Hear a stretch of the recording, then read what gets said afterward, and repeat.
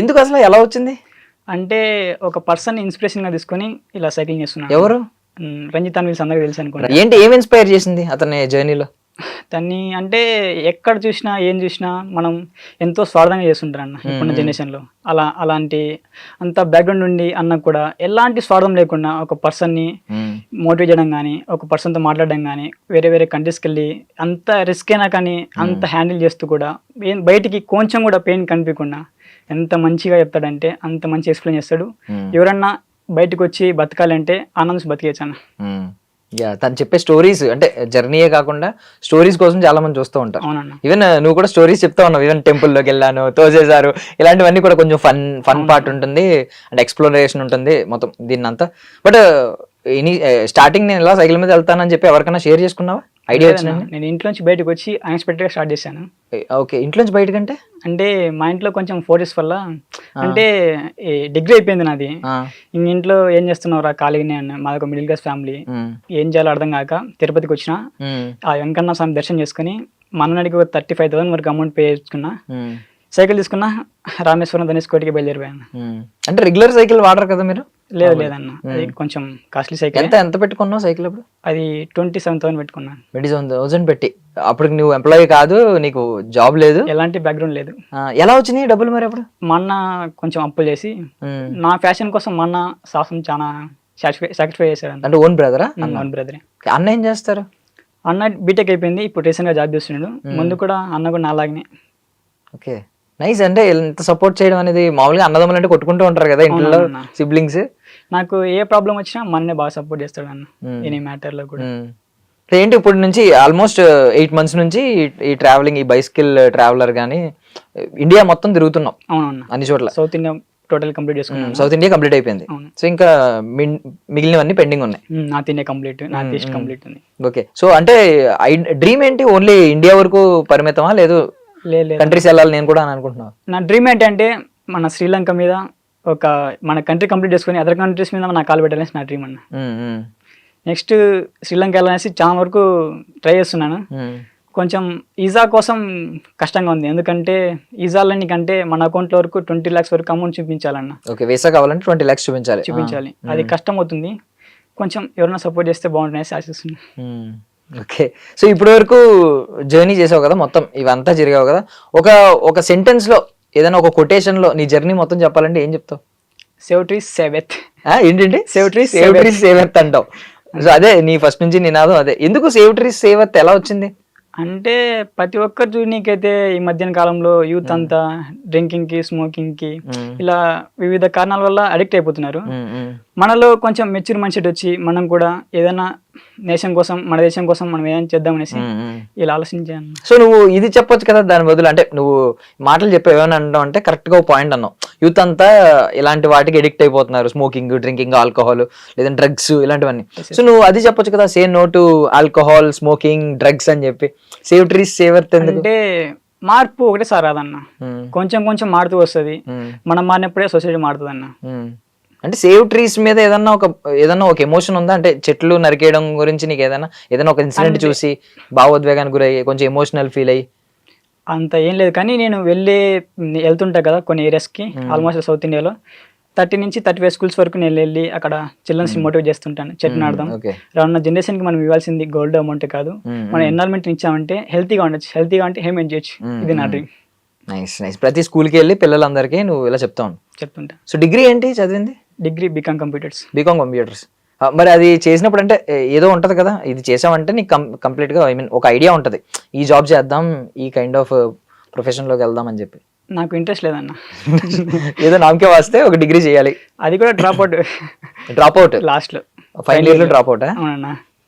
అక్కడ కడపలోనేనా చదివింది? లేదు, తిరుపతి ఎస్వి ఆర్ట్స్ కాలేజ్ లో. ఓకే, సో ఇంట్లో తిట్టారా ఫుల్?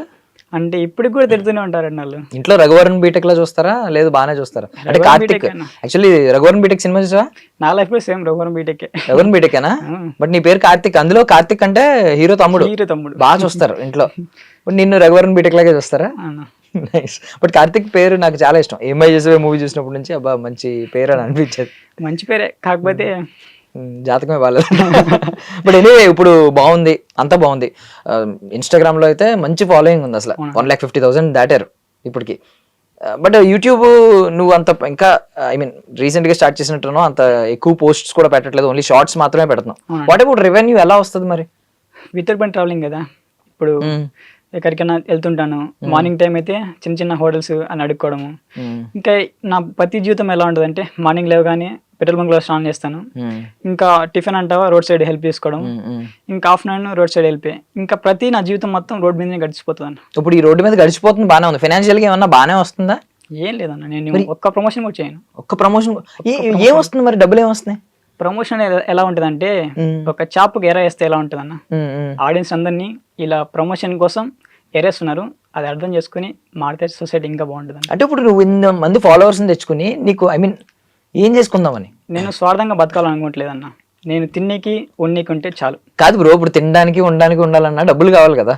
నువ్వు ఐ మీన్ నువ్వు వెళ్తూ పెట్రోల్ బంక్ లో స్నానం చేసి అంటే ఏం అచీవ్ చేద్దామని ఇదంతా అని బతకాలంటే ఎలా బతకచ్చు, ఇలానే బతకాలంటే చాలా కష్టం. మంచి పూరి జగన్నాథ్ గారు డైలాగ్ కొట్టావు. బట్ ఆచరణలో చాలా కష్టం కదా. ఎందుకు ఇలాగా ఏదో ఒక పాయింట్ లో ఇప్పుడు రేపు నీకు లైఫ్ ఉంటది, నీకు ఒక గర్ల్ ఫ్రెండ్ ఉందా? సింగిలా? ఉన్నది, మ్యారేజ్ చేశాను నా చేతుల మీద. ఏంటిది? ఇది కన్యాదానం సినిమాలో ఉపేంద్ర నువ్వు హీరోవా ఏంటి? నాకు అర్థం కావట్లేదు. నిజంగానన్నా. ఎందుకలా? నాతో పాటు 4 మందిని లవ్ చేసిందన్న. లాస్ట్ నా చేతుల మీద మ్యారేజ్ చేశాను. మరి నువ్వెందుకు మ్యారేజ్ చేసావు? చేసుకున్నవాడిని మరి అన్యాయం చేసినట్టు అవుతుంది కదా అలా అయితే. ఎందుకంటే నేను డిగ్రీలో ఉన్నప్పుడు నేను హ్యాండిల్ చేయలేని పరిస్థితి, ఇంకా నేను మ్యారేజ్ చేసుకోమంటే ఇంకా నా వల్ల అవుదు కదా. మా ఫ్యామిలీ బ్యాక్గ్రౌండ్ కూడా ఆస్తో కాస్తో ఉండేవాళ్ళము. అలాగే అమ్మాయి క్యారెక్టర్ కూడా నాకు తెలిసింది. ఓకే, నువ్వు ఎక్కడున్నా హ్యాపీగా ఉండాలి, ఇంకా మంచి చూసి చేసుకుని. మ్యారేజ్ చేయడం అంటే ఏం చేసావు? అంటే తనతో మాట్లాడిపోయడం, వాళ్ళ ఫ్రెండ్స్తో అందుకు వేరే అబ్బాయిని మాట్లాడించి అట్లా మ్యారేజ్ చేశాను. నువ్వు అబ్బాయి మరి నువ్వు అన్నట్టు ఐ మీన్ నువ్వు ఇంత ఆలోచించినాడు, మరి ఆ అబ్బాయి పరిస్థితి ఏంటి మరి? ఆ అబ్బాయి బ్యాక్గ్రౌండ్ తెలుసన్న, వాళ్ళ దగ్గరికి బాగా సెట్ అవుద్ది, అందుకనేసి వాళ్ళ దగ్గరికి కలిపేశాను. నేను డ్రాప్ అయిపోయి నేను వేరే సెటప్ చూసుకున్నాను. నా లైఫ్ లేక నేను వచ్చాను. ఎప్పుడైతే గర్ల్ ఫ్రెండ్ లేదు ఉన్నా, నేను వేరే అమ్మాయికి ఒకే మాట చెప్పాను, నేను నీకంటే ఇష్టం, నాకు నువ్వంటే ఇష్టం, ఇంకా నీ లైఫ్ నీది, నా లైఫ్ నాది. ఇదేంటిది? అంతే అన్న, టైం వేస్ట్ పంచేది నాకు పనికి రాదు. నువ్వంటే ఇష్టం, నేనంటే ఇష్టం, నీ జీవితం నాది. అండర్స్టాండింగ్ ఉంది, ఒక అండర్స్టాండింగ్. అది లాస్ట్ వరకు ఏంటి? ఇప్పుడు కొన్నాళ్ళు ట్రావెల్ అయ్యాక అదే ఫీలింగ్ ఉంటే అప్పుడు పెళ్లి చేసుకుందామన్నా? ఆ అమ్మాయి ప్రపోజ్ చేసింది, ఓకే నాకు ఓకే నీకు ఓకే, ఇలా లాస్ట్ వరకు నాతో ఉన్నావా, నేను సక్సెస్ అవుతానో ఫెయిల్ అవుతావు నాకు తెలియదు, నువ్వు సక్సెస్ అవుతావు ఫెయిల్ అవుతావు నాకు తెలియదు, లాస్ట్ వరకు ఉన్నావు అనుకో డెఫినెట్లీ మ్యారేజ్ చేసుకున్నాం. అలాగా నీ ఇష్టం, నువ్వు ఏమేం చేసుకో, నేనేం చేసుకుంటా, నా లైఫ్ నాది, లాస్ట్ వరకు ఉంటే మాత్రం డెఫినెట్లీ మ్యారేజ్ చేసుకుందాం చెప్పాను. ఇప్పుడు నువ్వు ఎలా సక్సెస్ అవుదాం అనుకుంటున్నావు? అంటే నువ్వు ప్రమోషన్స్ చేయు, నీకు ఎంతమంది ఫాలోవర్స్ వచ్చినా నువ్వు ప్రమోషన్స్ అయితే చేయాలనుకోవట్లేదు, ఎందుకంటే నీకు అలాంటి డబ్బు వద్దు, చాలా మంచిగానే చెప్పావు. బట్ ఎలా వస్తుంది అనుకుంటున్నావు రెవెన్యూ? ప్రమోషన్స్ చేయకపోతే నీకు యూట్యూబ్ నుంచి వచ్చే రెవెన్యూ చాలా తక్కువ, ఇన్స్టాగ్రామ్ త్రూ రెవెన్యూ రావాలంటే ప్రమోషన్సే మెయిన్ అసెట్. మరి ఎలా సంపాదిస్తాను అనుకుంటున్నావు? నేను యాక్చువల్గా సోషల్ మీడియా మీదనే ఆధారపడట్లేదు, ఇది సెకండరీ నా లైఫ్ లో, పార్ట్ టైం జాబ్ లెక్క. వేరే ఏదైనా చూసుకొని ఇది పార్ట్ టైం లెక్క చూసుకోవాలనిపిస్తుంది. నేను ఎప్పటికి కూడా మందిని ముంచి నేను డబ్బులు సంపాదించుకోవాలి అనుకోవట్లేదు, అందరిలాగా కార్ గివేస్ పెట్టి 100 రూపీస్ ఫోన్ పే కొట్టండి కార్ ఇస్తాం, ఇలాగా నేను చేయాలనుకోవట్లేదు.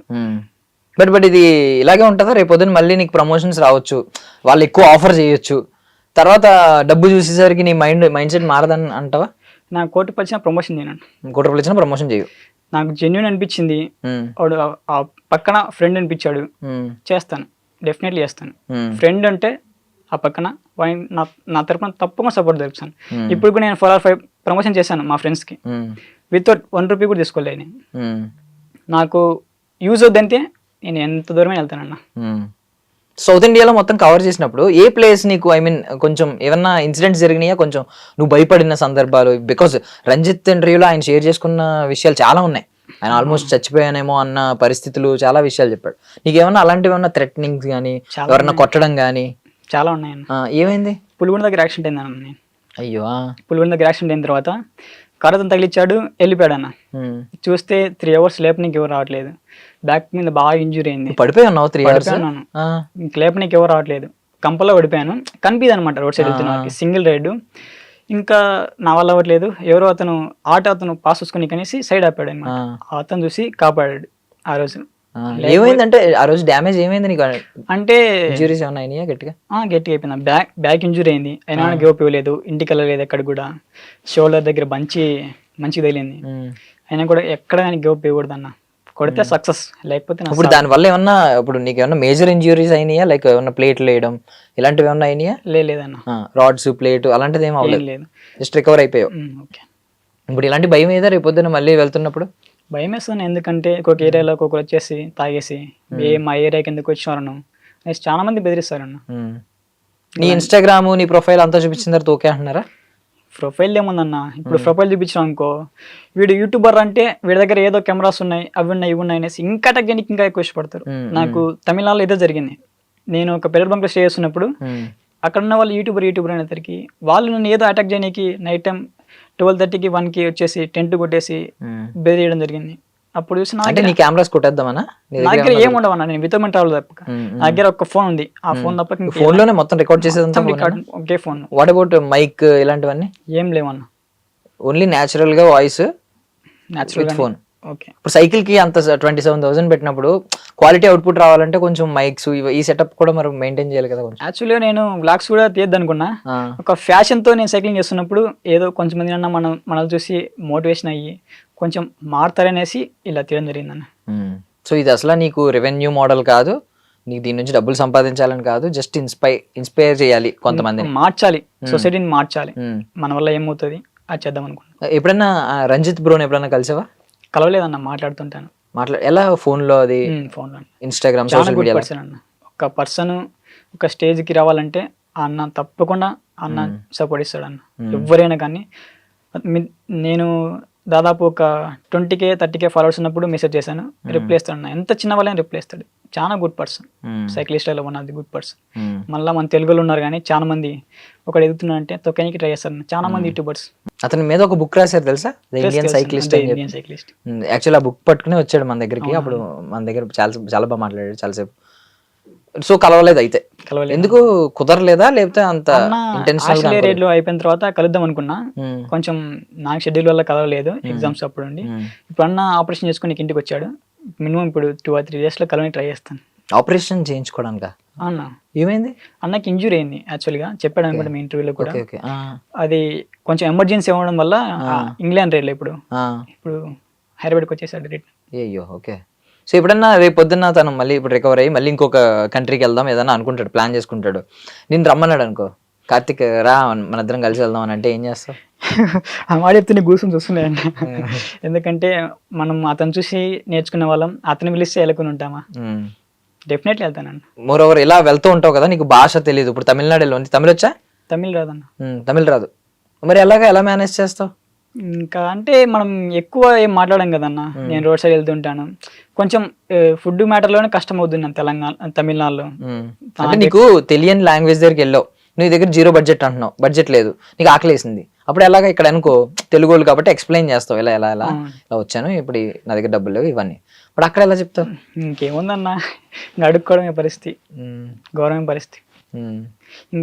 ఎలాగైనా మనం అనుకున్న ప్రకారం వితౌట్ మనీ ట్రావెలింగ్ నిరూపించుకోవాలి. నిజంగా అవుతుందా? వితౌట్ మనీ ట్రావెలింగ్ అవుతుందా? అవుతుందన్న. ఎలా అవుతుందా? అంటే అన్ని చోట్ల ఇంకా డబ్బు లేకుండానే ఫుడ్ తింటున్నావా? 2 or 3 days నేను ఫుడ్ తినకుండా సర్వే అయిన రోజులు కూడా ఉన్నాయి. ఫుడ్ తినకుండా సర్వే వచ్చాం కానీ ఫుడ్ తినకుండా సైక్లింగ్ అంటే మరింత కష్టం. అలాంటప్పుడు ఎందుకురా, ఎవరిని మార్చడం కోసం రా, నిన్ను సంపాదన నువ్వు సైక్లింగ్ చేస్తున్నావు అనిపిస్తుంది అన్న. అవును, మరి ఆ క్వశ్చన్ రావాలి ఖచ్చితంగా, దానికి ఆన్సర్ ఏమనుకున్నావు అనిపిస్తుంది. ఇంకా అలాంటప్పుడు మారుతారు అనేసి ఒక నమ్మకంతోనే చేస్తున్నాయి పని. ఇప్పుడు నువ్వు సైకిల్ రైడ్ చేస్తే మారుతారనే ఎందుకు అనుకుంటున్నావు? సైకిల్ రైడ్ చేస్తే మారుతారని కాదు, మనం మోటివేట్ చేస్తే మారుతారు. అవును, మోటివేట్ చేస్తే నువ్వు నువ్వు ఇంటి దగ్గర కూర్చొని యూట్యూబ్ ఛానల్ పెట్టుకుని వ్లాగ్స్ చేసినా మోటివేషన్ అవుతుంది కదా. అంటే రోడ్ సైడ్ వెళ్తున్నప్పుడు 10 మందికి తెలుస్తుంది, ఎక్కువ అంటే డిఫరెంట్ ఉంటుంది అన్న ఈ కంటెంట్. అంటే సైకిల్ మీద వెళ్తున్నారంటే ఎక్కువ మంది చూడడానికి ఇష్టపడతారు, అందుకనేసి ఈ ఫీల్డ్ ఎంచుకున్నాను. నీకు ఏదైతే ఉన్నాయో ఒక స్ట్రాంగ్ ఒపీనియన్స్, ఇలా భావజాలాలు ఇవన్నీ మేము బాగున్నాయి, అందరూ మెచ్చుకుంటున్నారు. బట్ థింగ్ ఏంటంటే ఎందుకు నువ్వు హార్మ్ చేసుకుని, ఐ మీన్ నీ కెరియర్ని పక్కన పెట్టి ఇదంతా ఎందుకు చేస్తున్నావు అనేది, అట్లీస్ట్ నీకు రేపు పొద్దున ఫ్యూచర్ ఉంటుంది, ఇప్పుడు నేను కష్టపడుతున్నాను కానీ 1 day నాకు ఫ్యూచర్ ఉంటుంది అని ఉంటే, ఒక ధీమా ఉంటే ఓకే. బట్ ఇది నీకు సెకండరీ అంటున్నావు, అసలు ఇది అసలు నీకు రెవెన్యూ మోడలే కాదంటున్నావు, ఇది నీకు కెరియరే కాదంటున్నావు. ఇప్పుడు నాది ఆల్ ఇండియా రైడ్ అయిపోయింది అనుకో, మళ్ళీ నేను ఒక 1 year వరకు జాబ్ చేసుకుంటాను, రెవెన్యూ జర్నీ చేసుకుంటాను, మళ్ళీ వెళ్తాను. నీకు ఆల్ ఇండియా రైడ్ అయిపోయింది,